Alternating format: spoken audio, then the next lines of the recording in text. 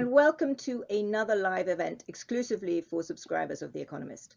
I'm Zanny Minton Beddoes, the paper's editor-in-chief, and today we're going to be looking again at China, and this time China's relationships with the rest of the world. Recently, as you know, Taiwan has loomed large in how we think about China's international relations, but China has sweeping global goals and a wide set of policies to advance them. It wields soft power through efforts such as the Belt and Road Initiative, and China's increasingly asserting itself as a competitor to the West, or at least as an alternative, as a guarantor of security. Joining us at some point in this hour will be David Rennie, our Beijing bureau chief. But I hope right now with us is Alice Su, our senior China correspondent based in Taipei, and our Asia diplomatic editor, Jeremy Page, who I think is dialing in from Bangkok. Hi, Jeremy, there you are. I'm in New York, so thank you all for joining us from these very different time zones. Jeremy, let's start with you. And before we sort of discuss specific policies, I want to ask you a much broader, I guess, more sort of fundamental question to frame the discussion, which is, what is President Xi's ambition for China on the global stage? If he had his way, how would China's position evolve? So when Xi Jinping talks about his grand vision of national rejuvenation by 2049, he often speaks in the same breath about China moving to the center of the world stage. And I think what he means by that is he wants a world in which China's political and economic systems are considered as legitimate and successful as Western-style capitalist democracy. A world in which China has a role in global governance, which is commensurate to the size of its economy and its population, and a world in which it can govern itself and pursue its interests internationally without facing penalties or pushback from Western governments or international organizations. And the problem from Xi Jinping's perspective is that the existing global order was established principally by Western governments with a view to protecting and promoting individual political rights and, to a large extent, open markets. It was not designed to accommodate a massive authoritarian state that systematically curbs individual rights and intervenes in its own economy.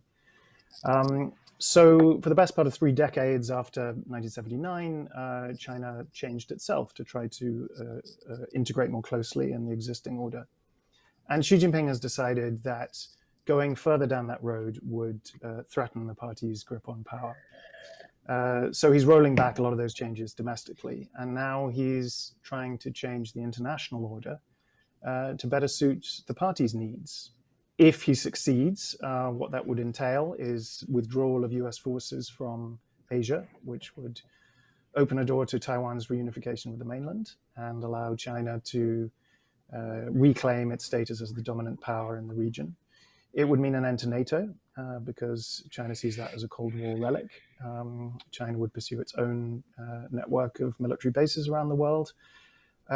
China would take a leading role in the United Nations, if not the dominant one, and it would reinterpret a lot of the underlying agreements on human rights, global trade, many other things, to better suit and comply with its own economic and political system.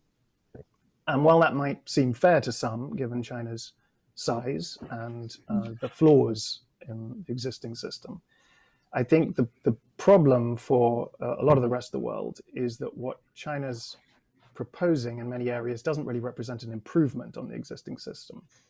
It's not proposing a sort of progressive new global architecture that gives greater voice to poorer non-Western countries. It is, in most cases, advocating a wholesale erosion of the global institutions that constrain the behavior of individual states, and is proposing a return to practices whose consequences are well understood. Xi Jinping's world will be one in which big nations like Russia can invade smaller neighbors with impunity and treat their own citizens badly with impunity. A world in which universal values are almost meaningless, in which big countries can claim historic maritime rights in international waters, as China has done in the South China Sea. This is a world, we know what it looks like. And while it definitely benefits China because of its size, I think Xi Jinping has yet to make a case that it really represents a better alternative for the rest of the world. Wow, when you lay it out systematically that way, you get a real sense of just how different this world order that China envisages is from the post-war world order that has really sort of governed since 1945, imperfect as it may be. It's a fundamentally different kind of world order, and it's one on, as you say, on lots of different dimensions. Perhaps the most sort of hottest flashpoint right now really is Taiwan, and Taiwan, I think, is extraordinarily important and interesting because China doesn't think of Taiwan as a separate political entity. And long before Nancy Pelosi's visit, but the risk of a Chinese invasion prompted us to run a cover calling Taiwan the most dangerous place on earth. And so as we start our kind of hour-long tour of China's international relationships, let's start with that epicenter and let's start with Taiwan. And Alice, let's start with you since you are in Taipei. Give us a quick primer on the situation in Taiwan as it now stands, how it came about, and what the current prevailing view in Taipei is of relations with China. To do a very quick breakdown of the basics, the government that is in Taiwan. So Taiwan officially is still called the Republic of China, and that used to be the government of mainland China proper, founded in 1911. At the end of the civil war between the KMT, the Nationalist Party, and the Chinese Communist Party, the nationalists lost. They came to Taiwan. There were already a lot of people here who had been previously under Japanese rule, but they essentially formed this kind of exile government. They were still called the Republic of China. They were still recognized as a government of China, but they didn't actually properly govern the mainland, which was under communist rule. In 1979, the US changed recognition. They decided to recognize the PRC, the People's Republic of China, led by the Communist Party on the mainland.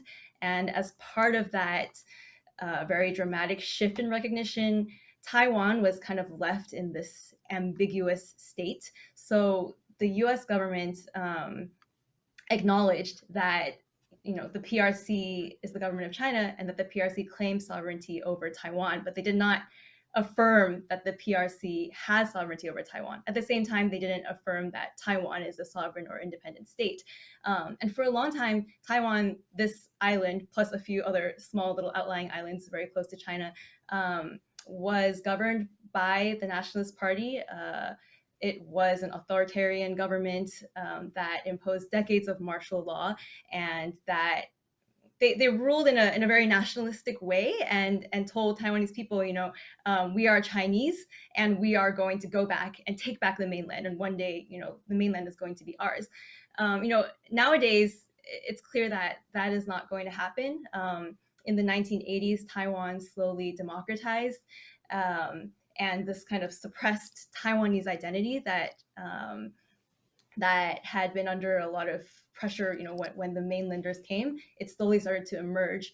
And so nowadays, what we have is in Taiwan, over the years, there's a growing recognition that people here are Taiwanese, they're not Chinese. At the same time, in China, for the Communist Party, Taiwan is seen as this kind of, huge red line sovereignty issue, right? It's the last bit of land that China claims as its own, but it doesn't actually govern. And for Xi Jinping, especially, after he came into power, he launched this military modernization campaign, and he rapidly centralized control over the military and accelerated military development. And that has really raised alarms in Taiwan and also in the rest of the world, because now the US military is concerned that China is reaching the point where they could potentially take Taiwan. And so over the last few years, under Xi Jinping, as China becomes more and more nationalistic, China has also become more assertive in the region. They have been flying unprecedented amounts of military planes over Taiwan's air defense identification zone. And Xi Jinping has said that China wants peaceful unification, but military force is not off the table. For Taiwan, it's a tricky situation because there's no guarantee that America will come to Taiwan's aid. So America has this informal relationship with Taiwan, And they've left it strategically ambiguous, so they have not made clear if they will send military to come or not. All this has kind of really heated up over the last year. First of all, when Russia invaded Ukraine, that really raised a lot of alarm in Taiwan. If you follow the public opinion polling here, you would see that many Taiwanese people became less confident that America would come to Taiwan's aid in the case of an invasion, because they saw that Ukraine was fighting on their own. At the same time, you could also see that there was a lot less confidence in Taiwan's ability to defend itself. And then over the summer, when Nancy Pelosi came to Taiwan, China reacted in a very strong way with military exercises. From the Chinese perspective, they see that the U.S. is stepping up its support for Taiwan. They're sending more and more delegations to the island. From an American perspective, China is the one that has been escalating and has been flying more military planes around Taiwan, that has been becoming more nationalistic. So it's necessary to do something to show some deterrence. And from a Taiwanese perspective, I think what is really interesting about what's happening here is that there is a consensus that Taiwan has its own identity, that Taiwan, is not Chinese. There is definitely worry about an invasion, but there is no consensus on how to prevent an invasion. That was an incredibly clear summary. Thank you. And we've really got a sense of the evolution of what has happened in Taiwan and the view from Taiwan. Jeremy, back to you before we move on from Taiwan, because I'd like to hear from you the sense of how you look at China and its diplomatic relationships with the rest of the world. How do you think the West would react to action by Xi Jinping, an invasion, let us say? And what do you think China has learnt from the war in Ukraine? I would expect the United States to intervene militarily on a very large scale. We've heard from President Biden in the last year or so, I think, on at least four occasions. He said that the US would directly intervene to defend Taiwan in the event of an attack by the mainland, which is a departure from a long-standing policy of strategic ambiguity. And I think the US would do that, because if it does not, that really would signify the end of the US alliance network in Asia. Its security guarantees to Japan, to South Korea, to the Philippines and other Asian allies would be meaningless after that. And in fact, its alliances in Europe would also be called into question. On the flip side, if it was to intervene successfully, to defend Taiwan, that would be a devastating blow for the PLA, for Xi Jinping personally, and for the Communist Party. That said, I think when it comes to other Western governments, we would see a less cohesive response than we have done on Ukraine, because it's a much less clear-cut issue. Taiwan is a much less clear-cut issue for those countries. They do not regard Taiwan as a sovereign independent nation. They don't have diplomatic ties with it. They don't regard it, many of them don't regard it as a direct security interest. It's a long way from their borders. It'd be a lot harder to intervene militarily, to provide just logistically military support. And their economies are much more closely intertwined with China's. So I think generating a consensus on sanctions against China would be much more complicated. So when it comes to the lessons that China has drawn, I think the first one is that it needs, if it does launch an invasion of Taiwan, it needs to achieve a quick and irreversible victory. It cannot afford to give time to the United States and its allies to coordinate with each other on a sort of cohesive response. I think China has concluded that it needs to be very wary of resistance from within Taiwan, possibly supported by the United States. It needs to be very wary of sort of light mobile weapons, which have proved so effective in Ukraine. It needs to be very concerned about the effectiveness of some of the Russian weaponry that it uses, and it's copied a lot of other Russian military technology. Do you think it has the capability to achieve that quick, decisive military victory right now? I think the short answer is no, but I think it's getting closer every year. It does have the capability to achieve certain things. It demonstrated during its response to Nancy Pelosi's visit, which Alice mentioned, a capability to impose sort of blockade on Taiwan. But I think one of the key elements of any assault is likely to be an amphibious landing, and they haven't yet demonstrated that capacity. They will also need enormous capacity to airlift troops and equipment across to Taiwan very, very quickly. There's also a question mark over that, but there's no doubt that it's moving very quickly in that direction. So the window of opportunity is approaching.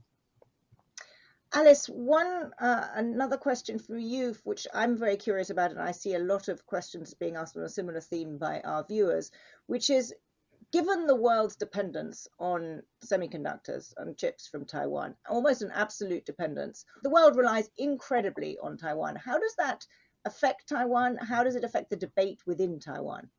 A lot of people in Taiwan have this saying about the semiconductor industry. They call it Taiwan's 护国神山. So it's this idea that if you translate that, it's this magic mountain that protects the nation. And the idea is, Taiwan has made itself indispensable to the global supply chain. The chips that come from the TSMC fabs here, power everything from your phone to drones to cars to I don't know, to everything, right? So the idea, I guess there are two ways of looking at it. Some people say, we have to maintain this, we in Taiwan need to maintain this edge and keep these fabs here because they're so valuable. They're the main reason why the West is going to make sure that, that doesn't fall into Chinese hands. There's also a view that China is also so dependent on Taiwanese semiconductors and that the entire supply chain is so integrated that kind of this idea that neither China nor the US would want to have a war here where something so crucial to modern life is made because it would be really disruptive to their economy. I'm reminded, Alice, when you say that, of a book that was written, and David will correct me, but I think it was written just before the First World War, called The Great Illusion, which was a book by Norman Angell that argued that war would never happen in Europe because economies were so integrated. David, do you second Alice's take from Beijing that the semiconductor dependence is something that might make it more unlikely that Beijing would actually act aggressively? Well, clearly, as you say, a single Taiwanese company, TSMC, is responsible for more than 80% of the world's advanced semiconductors, and that affects China's supply chains as well as the West. I think what we're really asking is, if you're looking at the sort of the various reasons the Communist Party claims legitimacy, we've got very used to the idea that economic growth was their main source of legitimacy and that they wouldn't put that in jeopardy. But, that's a comfortable assumption that's been challenged by some things they've done recently. I mean, remember when we used to say that they wouldn't mess too much with Hong Kong's kind of Western freedoms because the bankers wouldn't like it and people might leave and they would kill the golden goose. Remember that phrase the British government used to use when trying to persuade the Chinese to go easy on Hong Kong. And I think if you want to be a pessimist, one of the lessons of the last few years and the real crackdown in Hong Kong is that if Xi Jinping, the economy was the only thing that worried him, then he wouldn't have put national security first in the case of Hong Kong. And I think scary things about the crackdown in Hong Kong and in Taiwan, and I'm sure can sort of say how the Taiwanese see it, but basically that was also a signal that China was not necessarily going to try and do this the nice way for Taiwan, because Hong Kong was a demonstration to the people of Taiwan that rule directly from Beijing might involve a lot of autonomy and that one country, two systems might not be such a wrenching change. And that has gone out of the window the last couple of years. And so all of those comfortable assumptions, I mean, you talk about Norman Angell, Thomas Friedman wrote a book in two countries with a McDonald's chain had ever gone to war. Well, Putin just invaded Ukraine and they had McDonald's on those sides. Taiwan, I think we could spend at least an hour talking about Taiwan only, but it is perhaps the epicenter, but not the only part of China's broader international and foreign ambitions. And so I wanted to talk a little bit now about China's military ambitions beyond Taiwan. China recently signed a security deal with the Solomon Islands, and although I think officials deny that it's a prelude to establishing a military base, that is certainly what many expect. Jeremy, you've thought about this, written about this a lot. Tell us, first of all, what that Solomon Island agreement entailed, why it's so important, and what you think the scale and scope of Chinese military ambitions is beyond Taiwan. Well, this agreement between China and the Solomons is still confidential, which is a big part of the problem. But a leaked draft said that China could send ships to the Solomons with the approval of the local government, and the Solomons could ask China to send its security forces to maintain social order. And I think we're going to see a lot more of this kind of deal, opening the door to varying degrees of access to the Chinese military, and in many cases, possibly in exchange for the use of Chinese security forces to help prop up local governments. And in fact, we've already seen some similar negotiations in other parts of the world. China only has one military base overseas, which is in Djibouti on the Horn of Africa, it opened in 2017. But American and allied officials who track this kind of thing believe that China's probably approached at least 5 other countries and considered approaching about a dozen more. So China seems to be both accelerating these efforts and expanding their geographical scope, which is a cause of concern for sure for the United States and its allies, because China has made no desire to project military power across the world and in many areas to challenge the dominance of the US and its allies. That said, I think it needs to be put in some perspective, and there is a risk of overreaction because China is a long way from replicating the kind of military presence that the US and its allies have across the world. And in many ways, it's remarkable that China hasn't made faster progress in this area, given its economic strength. And I think that speaks to the difficulty of negotiating these kind of agreements in peacetime. I mean, the US overseas base network, as the British one, is a legacy of the World War, of the World Wars, of the Cold War. In Britain's case, it's a legacy of empire as well. So it's very hard for China to replicate that. I don't think the answer for the US and its allies is to, certainly not to try and sort of throw up a base wherever China is attempting to do it, or to throw money at nasty regimes that China's approaching to try and host a base. But I do think that the US and its allies need to focus more energy on diplomatic and economic engagement with these strategically important countries and to make the case for having closer relationships with them rather than just lecturing them about the risks of closer relations with China. So 2 quick questions on that. One is that the AUKUS Pact was really designed in effect to contain China with the UK and Australia. Do you think, and this is a question from one of our subscribers, Paul, whether you think that will have the desired effect?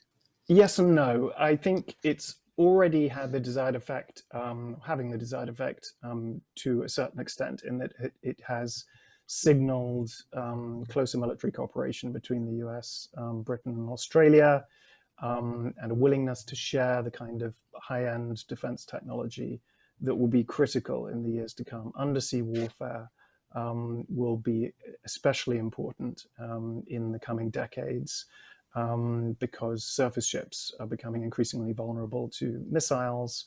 And also this is an area, one of the few areas where the US and its allies still have an edge, both technologically and in terms of their decades of operational experience.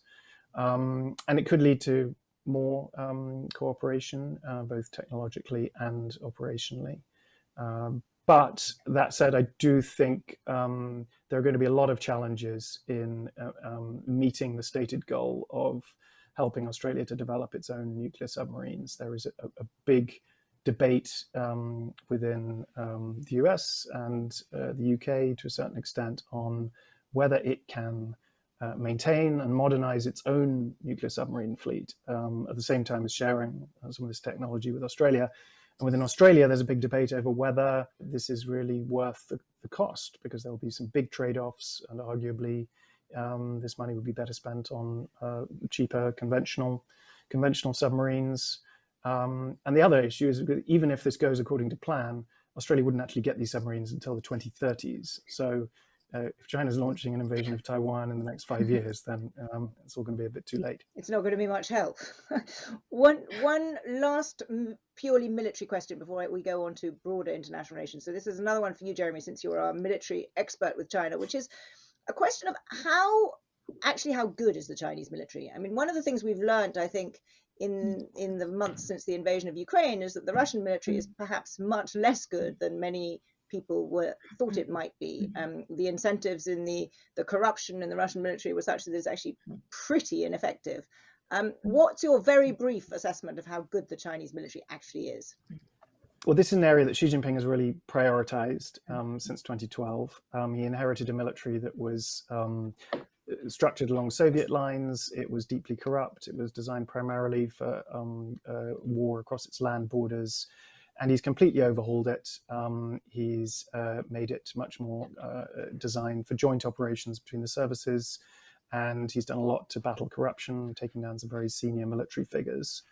That said, the PLA has not fought a war since 1979. It was with Vietnam, and it lost. It has very few military commanders who have any combat experience. It uses a lot of Russian weaponry, the same sort of equipment that has proved problematic in Ukraine. It has, for a long time, sought to learn from Russian tactics and strategy. And it does have a similar political culture in which junior ranks are not empowered to make decisions, and they tend to cover up mistakes and tell superiors what they want to hear. So I think China might be better off in terms of the equipment because it looks after it better, and maintenance was a big issue for Russia, still is in Ukraine. I think China's forces are better disciplined than Russia's. But I think that problem of political culture is a real concern, as is the lack of combat experience. Thank you. Let's turn now to diplomatic relationships, and first between China and its friends, if you will. And Alice, I want to start with you and your assessment of the relationship with Russia, where just a few days before the invasion of Ukraine, we were told that this was a friendship with no limits. 7 months on, how true do you think that still is? I think what we've seen is that there are definitely limits on this friendship. China's, when the Russian invasion of Ukraine first happened, there was a lot of talk and hope from various quarters that maybe China could play a role in pressuring Russia to stop. And certainly we haven't seen that. At the UN and on the global stage, Chinese diplomats, they say, we're neutral and we want peace. But actually what we see very clearly and what we've seen from the beginning at home in Beijing, and also recently when Li Jianshu went to Moscow, he said this very clearly himself too, is that, China is aligned with Russia in terms of their worldview, right? So the Chinese view on Russia is Russia was backed into a corner by NATO. Russia had to act, Russia was forced to act because America was pressuring them and they're acting for their own security interests. And China understands this. And for China to offer that kind of narrative support, I think it's a very big deal, but it's also not surprising because it's completely aligned with the Chinese Communist Party's own worldview, particularly under Xi Jinping. So, what we see between China and Russia is this kind of new axis, but the axis only goes so far, right? The axis goes so far as China offering rhetorical support for Russia, China amplifying Russian disinformation, China, telling its own people the same talking points that Russia is telling its people back home. But we don't see China offering military aid. We don't see Chinese companies rushing in to soften the impact of sanctions. And actually, what we do see and what we hear is that I think Putin said himself, right, our Chinese friends are, they drive a hard bargain, right? So what we see here is that they are out for their own interests, right? So insofar as Russia's actions align with China's worldview and China's priorities, which are, to see division in the West and to see the decline of the West and then to see the rise of China and like-minded countries, they're all for that. But then at the same time, they will also try to get Russian oil and gas at a very good price.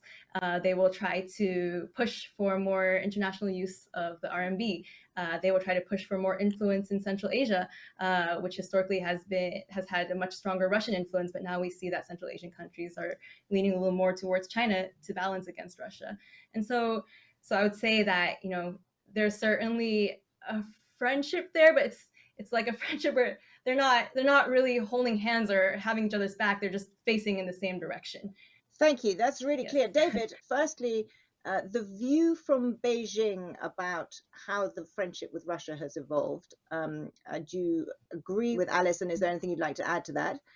And then secondly, I wonder if you could start us on the next theme, which is to talk about the Belt and Road Initiative, which has really been for many years the main economic way in which China has tried to exert its influence internationally. And if you could give a sense of how that has evolved.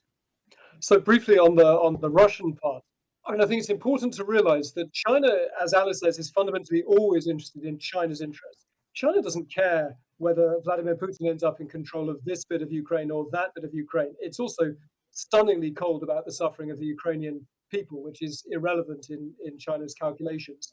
What China wants is to see the West divided. It wants to see if this will drive a wedge between America and Europe. So you're seeing tremendous efforts by Chinese diplomats and state media to push this idea that this is an American war, as Alice said, started by the wicked Americans, and that the Europeans are the victims. This winter, particularly, that European households are going to be paying a fortune for energy prices.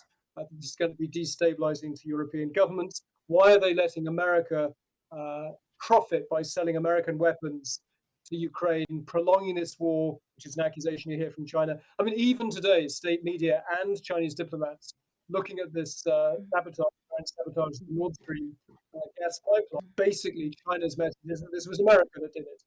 The only party wicked enough with an interest in doing this is America, in order to hurt the Europeans and maintain American hegemony. So that's their interest. And the really depressing thing is that Ukraine's fate, Ukraine's suffering, isn't that relevant. As long as the West fails to stay united and suffers its way through the winter, and that ends up weakening America, China will take that as a win. I'd really like to bring you and then Jeremy in on the BRI, because that has been, the Belt and Road Initiative has been the main vehicle of economic foreign policy for the last 10 years for China. That's right. And so there is a Russian link too.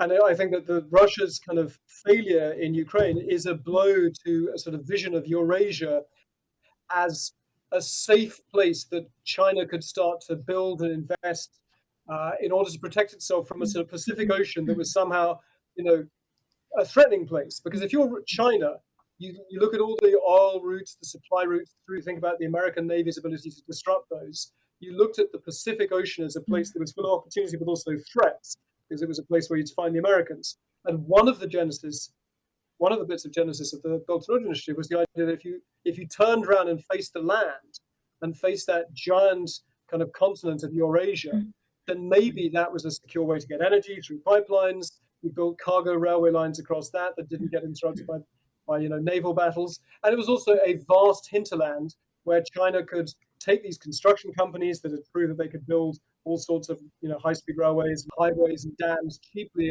and quickly in China.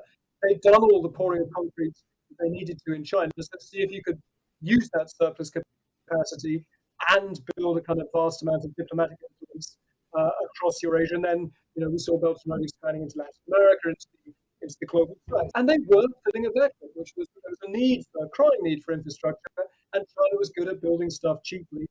China was also very ruthless about lending money on commercial terms to often very fragile countries.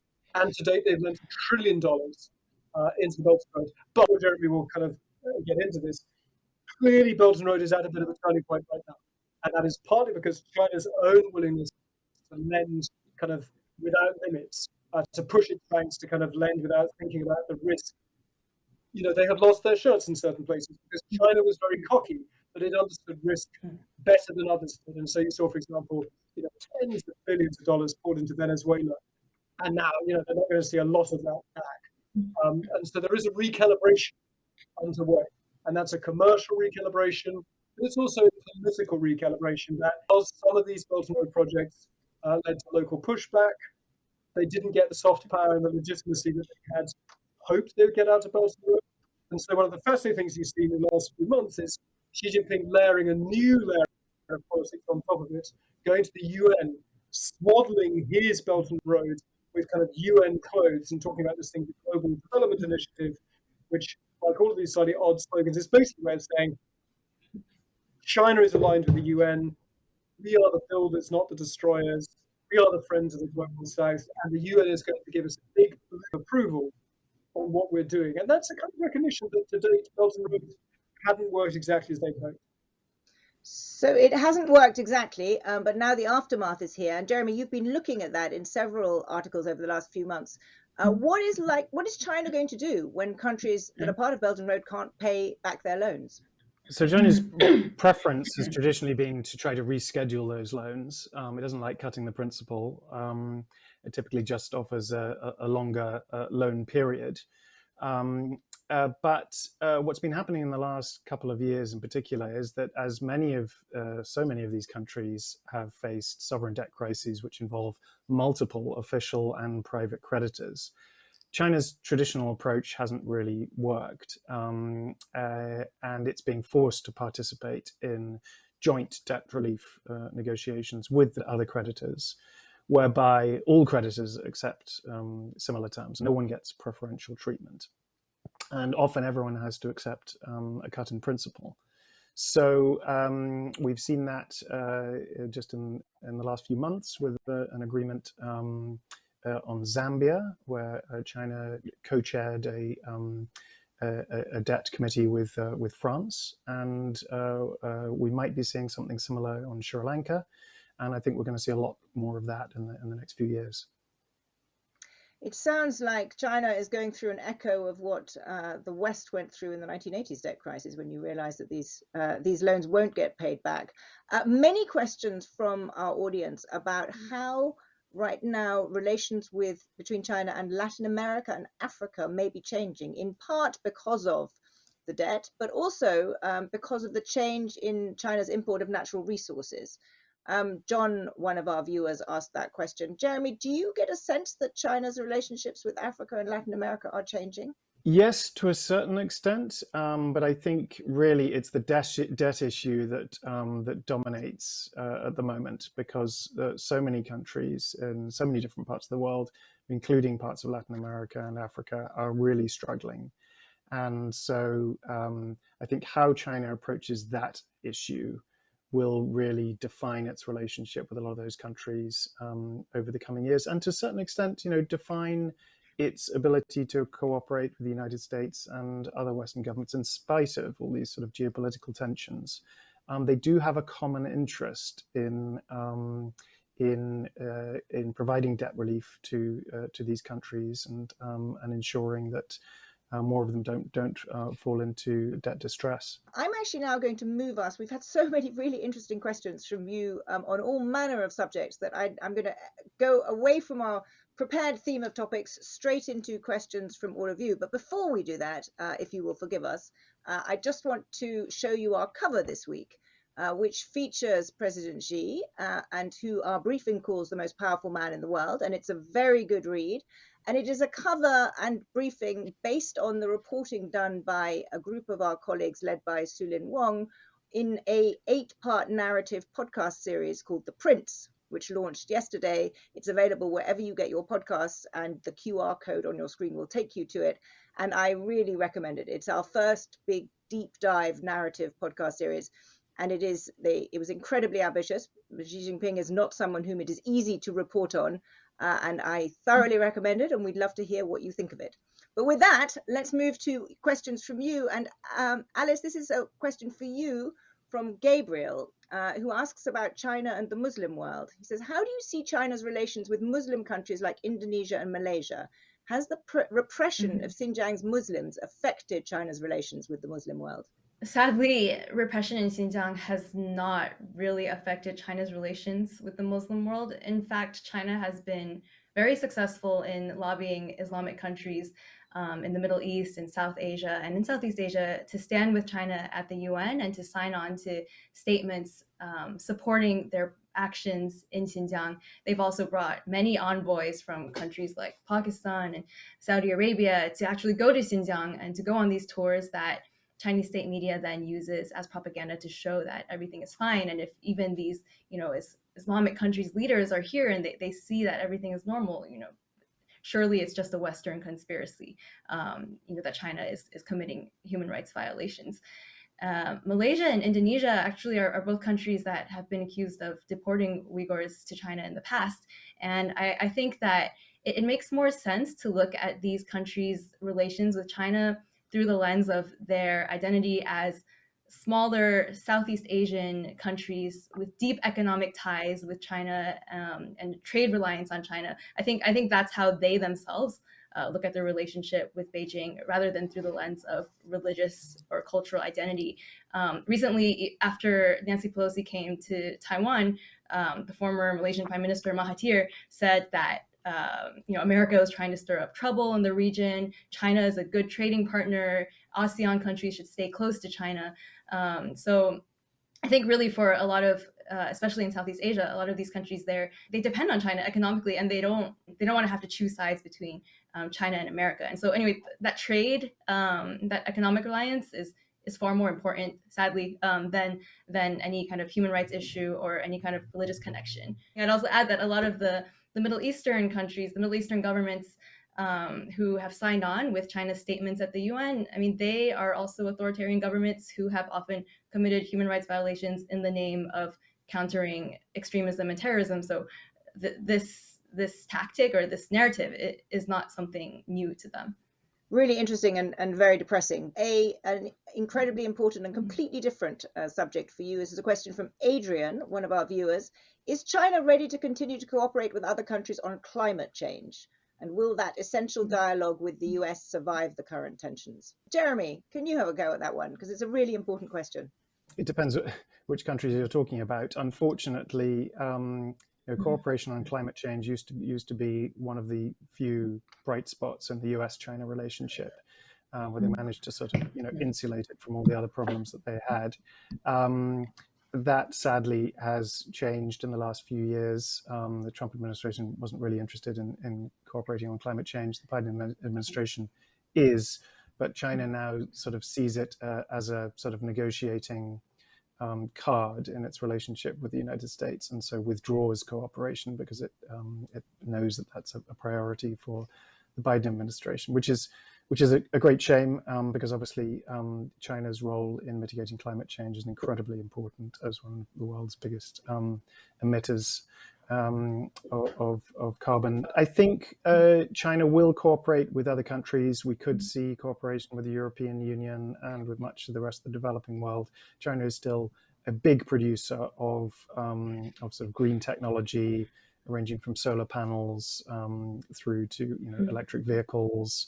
So there are some bright spots, but it's sadly not in the relationship between the US and China, which is what we really need to tackle climate change. That's also then a rather depressing answer. That's actually an incredibly important subject, which we might devote an entire conversation to at some point. What happens if China is not cooperating actively with the US on climate change? But David, I've got a question for you about China's attitude to Putin's potential, we hope not, use of nuclear weapons. Do you think China is telling Putin that the nuclear option should not be used? And how do you think Xi Jinping would react if Putin did use a nuclear weapon? I have had one conversation with a senior Western diplomat here who says that their understanding is that fairly early on, the Chinese did a red line, that if Putin was to use nuclear weapons in Ukraine, that would not please China at all. And generally, China's nuclear posture over the years has been relatively cautious. It traditionally had a quite small arsenal and signed up to the idea of no first use. I think, though, there are troubling signs that some quite prominent academics and scholars on the Chinese side and commentators have started writing about, well, how come the Americans haven't gone after Putin in Russia? Is that because he has a large arsenal? And does that mean that maybe China should think about accelerating its current plans to increase its arsenal, because that's the only way to get America's attention. And so I think, although China is a cautious power, this alignment with Putin on the idea that America is the source of all problems does slightly change the level of comfort we can have about China as a responsible great power. Another depressing answer. I fear that this last one will also yield the same. But Alice, I'm going to ask you. Several of our viewers have asked about Tibet. What happens next in Tibet? And it is worth telling everyone. Alice speaks Uyghur. Has spent a lot of time thinking about minorities within China. Alice, what's your view of what happens next in Tibet? This is going to be a depressing answer. What's next for Tibet? It's sad that Tibet has essentially fallen out of the news cycle and out of there isn't much international advocacy going on these days that kind of breaks into the mainstream consciousness about Tibet. However, what we see from reporting, to the extent that we can do it, since we're not allowed to go to Tibet, and we often are blocked from Tibetan parts of Sichuan and other neighboring provinces, is that China is continuing its campaigns of sinicization, of forced assimilation in Tibet. They're rolling out a lot of the same policies that we have seen previously in Xinjiang. There is a mass DNA collection campaign happening. There are boarding schools. Children are being, separated from their families and put in environments where they're forced to, become more Chinese. And there's just such tight control on information that it's very, very hard to even confirm what's happening there. And I think what we can predict is that China is going to continue these campaigns, and they are essentially waiting for the current Dalai Lama to pass away of old age, at which point China is prepared to basically pick the next Dalai Lama, and they've kind of already set themselves up for this. Xi Jinping thought, Xi Jinping's thought and its assertion of the party's control over everything, it extends even to the realm of reincarnation. China has already appointed a Panchen Lama who plays a role in figuring out who the next Dalai Lama is, and I think what is going to happen is China is going to try to basically appoint their own religious leader for Tibet who